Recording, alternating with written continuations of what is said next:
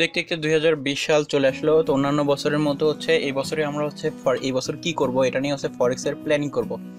তো আপনি যদি হচ্ছে প্ল্যানিং না করে থাকেন তাহলে অবশ্যই খাটো কলম নিয়ে প্ল্যানিং করেন, যাতে এই বছরটা আপনার সাকসেসফুল হয় এবং কিংবা হচ্ছে লাভ আপনার চাইতে অনেক আগের চাইতে অনেক বেশি করতে পারেন। তো এটা নিয়ে হচ্ছে www.fxlbd.com এ অলরেডি হচ্ছে পোস্ট করা আছে। যদি আপনি না দেখে থাকেন তাহলে হচ্ছে fxlbd.com এ যায় আপনি সেই পোস্টটা পড়ে নিতে পারেন। তো চলুন ভিডিও শুরু করা যাক।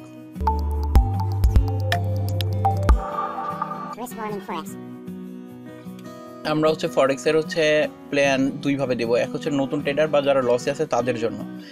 আপনি কেন লস করতেছেন এটা নিয়ে ফরেক্স এলবিডিতে অসংখ্য ভিডিও দেওয়া আছে। সেই ভিডিওগুলো দেখে আপনি আপনার সমস্যার সমাধান করে প্রফিটেবল ট্রেডার হতে পারেন এবং অনেকেই ট্রেডার সফল হয়েছে। তো ফরেক্সের লস করার মেন কারণ হচ্ছে বেসিক নিয়ম কানুন না মানা। এই কারণে হচ্ছে মানুষ ঝরে পড়ে, যেরকম হচ্ছে মানি ম্যানেজমেন্ট, ওভার ট্রেডিং করা, বেশি বেশি রিস্ক নিয়ে ট্রেড করা, রিস্ক রেওয়ার্ড রেশিও না মানা, এগুলোর কারণে লস করে। এবং সেই কারণগুলো খুঁজে বের করলে সেই সমস্যাগুলোর আপনি সমাধান করে নেন। আর যদি নিজে সমস্যাগুলো খুঁজে বের করতে না পারেন তাহলে কি করুন, আপনি হচ্ছে অন্য কারোর হচ্ছে সহযোগিতা নিন, যে আপনার হচ্ছে ট্রেডিং সিস্টেম সম্পর্কে তাকে বলেন, সে আপনি কোন কোন জায়গায় ভুল করতেছেন সে আপনাকে ধরাই দিবে। তাহলে সেই ভুলগুলো আপনি হচ্ছে 2020 সালে আর করবেন না। আর যদি হচ্ছে আপনার ট্রেডিং সিস্টেমের মধ্যে সমস্যা থাকে বা ট্রেডিং সিস্টেম আপনি সম্পূর্ণ না বুঝেন, তাহলে সম্পূর্ণ ট্রেডিং সিস্টেমটা বুঝে তারপরে সেই ট্রেডিং সিস্টেমে ট্রেড করুন।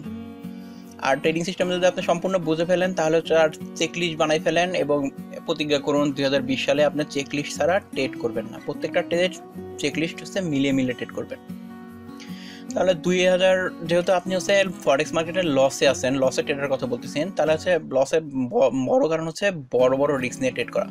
তাই 2020 সালে এই ভুল আর করা যাবে না, ছোট রিস্ক নিয়ে হচ্ছে ট্রেড করা লাগবে।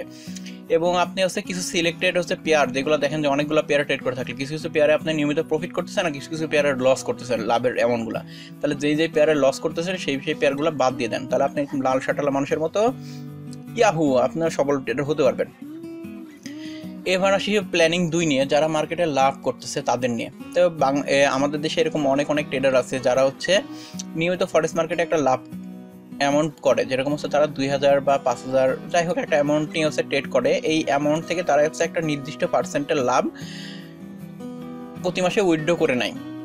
এই লেভেলটায় তারা হচ্ছে আটকে আছে, এখান থেকে তার ব্যালেন্স বাড়ায়ও না কমায়ও না, একটা প্রফিট নিয়ে তারা হচ্ছে খুশি আছে। তাহলে এই মানুষগুলো চাইলে তাদের হচ্ছে প্রফিট, যেহেতু ফরেক্স মার্কেট আমরা সবাই জানি হচ্ছে বিশাল মার্কেট, এখান থেকে আরও বড় অ্যামাউন্টের হচ্ছে একটা প্রফিট করা সম্ভব। ধরলাম আপনি হচ্ছে প্রতি মাসে $500 প্রফিট করতেছেন, তাহলে এখান থেকে টার্গেটটা যদি হচ্ছে আপনি একটু বড় করেন, সেই বড় করলে কিন্তু আপনাকে খুব বেশি একটা এফোর্ট দেওয়া লাগবে না। বড় করে আপনি প্রতি মাসে $500 থেকে $600 করে প্রফিট করলেন এবং $500 উইথড্র করে নিলেন এবং $100 করে রাখলেন, তাহলে দেখবেন যে আপনার অ্যাকাউন্টের ব্যালেন্সটা আস্তে আস্তে বাড়তেছে এবং আপনার ট্রেড করে মজা পাচ্ছেন।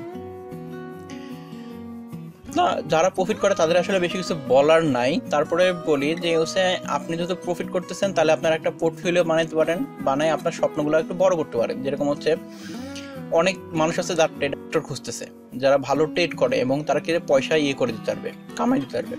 তো তাদের আপনি হচ্ছে ফান্ড ম্যানেজ করে দিতে পারেন, যে তাদের একটা পার্সেন্টেজ নিয়ে তাদের আপনি আরও বেশি ইনকাম করতে পারেন। কিংবা হচ্ছে বাইরের দেশের কোম্পানিতেও বাংলাদেশের অনেক ট্রেডাররা হচ্ছে ট্রেড করে দিয়ে থাকে বা হচ্ছে কনসালটেন্ট হিসাবে থাকে, তাহলে আপনি সেটা করে অনেক বেশি টাকা ইনকাম করতে পারেন। এটা নিয়ে আসলে বিস্তারিত ভিডিও দিব।